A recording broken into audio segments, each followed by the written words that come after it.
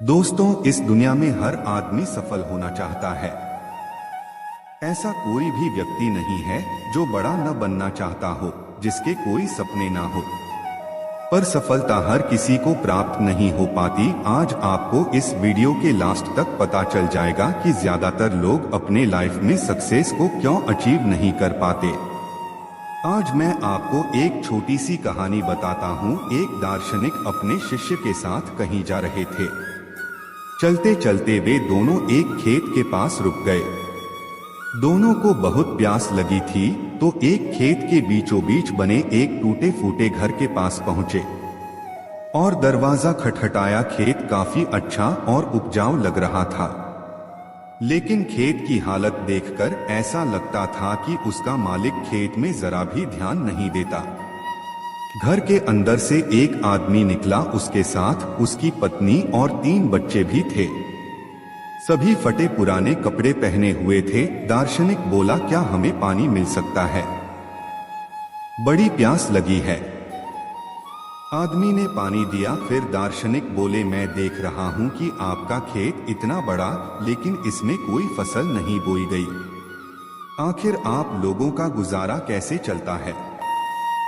वो आदमी बोला, हमारे पास एक भैंस है जो काफी दूध देती। दूध बेचकर कुछ पैसे मिल जाते हैं और बचे हुए दूध को खाकर हमारा गुजारा चल जाता है।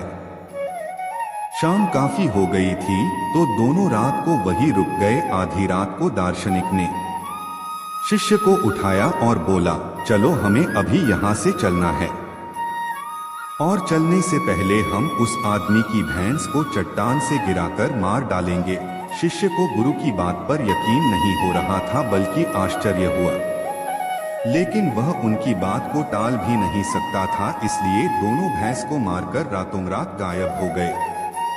यह घटना शिष्य के मन में बैठ गई और करीब 10 साल बाद जब वह सफल आदमी बन गया तो उसने सोचा, क्यों न अपनी गलती को सुधारने के लिए उस आदमी से मिला जाए और उसकी आर्थिक मदद की जाए।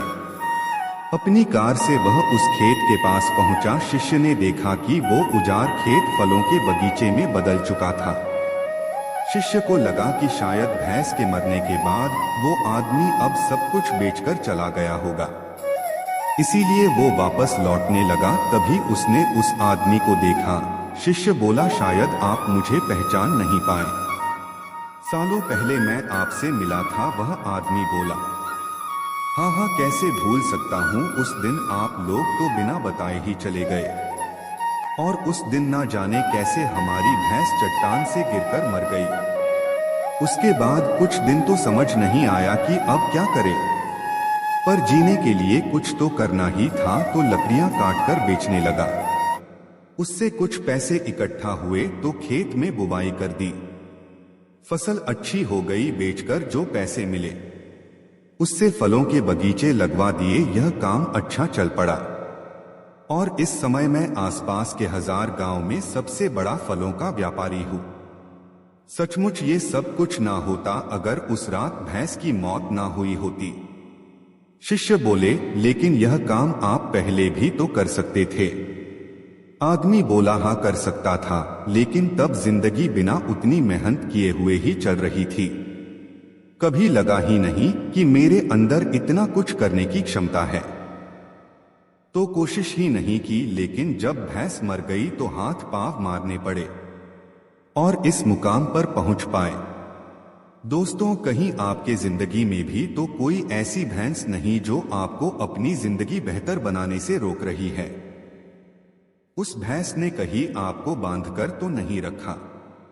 जरा सोचिए, अगर आपको लगे कि ऐसा है तो आगे बढ़िए, हिम्मत कीजिए, उस रस्सी को काट दीजिए और आजाद हो जाइए। आपके पास खोने के लिए बहुत थोड़ा है, पर पाने के लिए सारा जहान है। अब आप में से कुछ लोग सोच रहे होंगे कि भाई लेक्चर देना आसान है, पर करना बहुत मुश्किल। बात सच है, लेकिन ये करना मुश्किल जरूर है, पर असंभव नहीं है।